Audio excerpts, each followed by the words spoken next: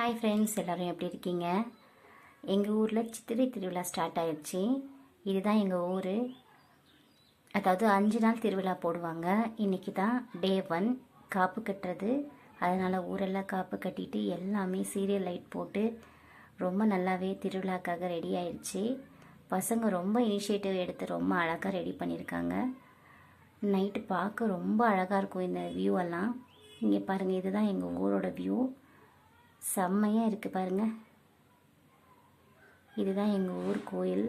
வாழை மரம், பச்சை பந்தல் எல்லாம் போட்டு திருவிழாக்காக ரொம்ப சூப்பராக ரெடியாக இருக்குது. ரொம்ப சின்ன கோயில் தான், ஆனால் ரொம்ப சக்தியான சுவாமி. எல்லோரும் கண்டிப்பாக எங்கள் ஊர் திருவிழாவுக்கு வாங்க. வர முடியாதவங்க என்னோடய வீடியோஸ் பாருங்கள். டெய்லியும் நான் அப்டேட் பண்ணுறேன். மறக்காமல் எங்கள் சேனலை சப்ஸ்கிரைப் பண்ணிவிட்டு பாருங்கள். இன்றைக்கி காப்பு கட்டுறது. அதனால் வீட்டுக்கு ஒருத்தர் அம்மனோட அபிஷேகத்துக்காக பால், தண்ணி என்ன வேணுமோ எங்கள் ஊர் பைப்பிலேருந்து எடுத்துக்கிட்டு கோயிலுக்கு வருவாங்க. குட்டி குட்டி பசங்களாம் ரொம்ப அழகாக ரெடியாக இருப்பாங்க. அவங்கள பார்க்கும்போதே ரொம்ப ஹாப்பியாக இருக்கும். இந்த அபிஷேகத்துக்கான பால், தண்ணி எடுத்துக்கிட்டு கோயிலுக்கு வந்துடுவாங்க.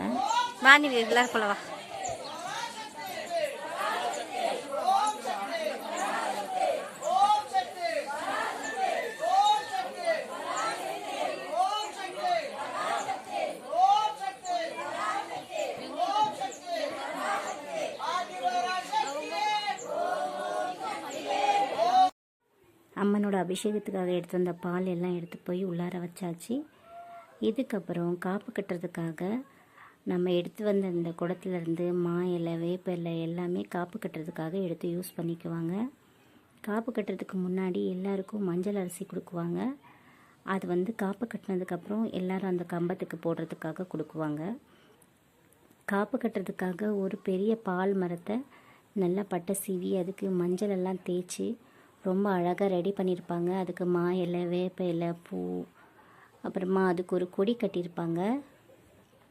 இது பேர் கொடி கம்பம்னு சொல்லுவாங்க. இந்த கம்பம் நடுறதுக்கு முன்னாடி அது ஒரு குழி எடுத்திருப்பாங்க. அந்த குழிக்குள்ளே பால், நவதானியம் எல்லாம் போட்டு அந்த கம்பத்தை நடுவாங்க.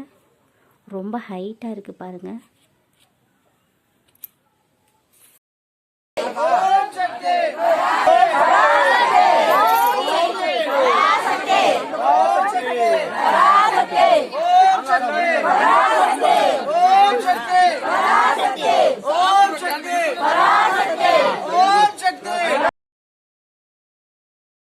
அவ்வளோதான், காப்பு கட்டியாச்சு.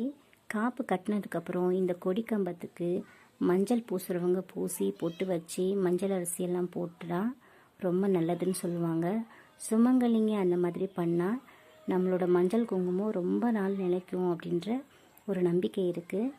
அதனால் நிறையா பேர் அந்த மாதிரி பண்ணிகிட்டு இருந்தாங்க. காப்பு கட்டினதுக்கப்புறம் அம்மனுக்கு அபிஷேகம் பண்ணுறதுக்கு முன்னாடி எல்லாரும் அம்மன்கிட்ட ஆசீர்வாதம் வாங்கிக்கலான்னு மஞ்சள் அரிசி கொடுத்தாங்க. அந்த மஞ்சள் அரிசியை நம்ம போட்டுட்டு அம்மனை ரொம்ப பக்கத்துலேருந்து பார்க்கலாம். ரொம்ப நல்லா அழகாக ரெடி பண்ணியிருந்தாங்க. அந்த மஞ்சள் அரிசியெல்லாம் போட்டு ஆசீர்வாதம் பண்ணதுக்கப்புறம்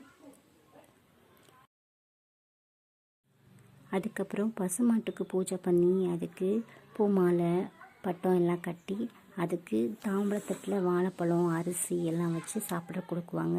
நம்ம எப்படி புது வீடு குடி போகும்போது முதல் முறையாக நம்ம பசுமாடு உள்ளார கூட்டிகிட்டு போகிறோம், அந்த மாதிரி தான் பசுமாடு உள்ளே போனதுக்கப்புறம் தான் லக்ஷ்மி கடாட்சம் வரும் அப்படின்னு சொல்லுவாங்க. அதனால் ஃபஸ்ட்டு பசுமாடு கூட்டிகிட்டு போய் அதுக்கு அரிசி, வாழைப்பழம் எல்லாம் கொடுத்தாங்க சாப்பிட்றதுக்கு. ரொம்ப நல்லா சாப்பிட்டுச்சு. இங்கே பாருங்கள், எவ்வளோ கொடுத்தாலும் சாப்பிட்டுச்சு. அவ்வளோதான், காப்பு கட்டுற ஃபங்க்ஷன் ரொம்ப நல்லபடியாக முடிஞ்சது. நாளைக்கு உங்களை இன்னொரு வீடியோவில் மீட் பண்ணுறேன். Until bye from Kokila. Thanks for வாட்சிங். பாய்.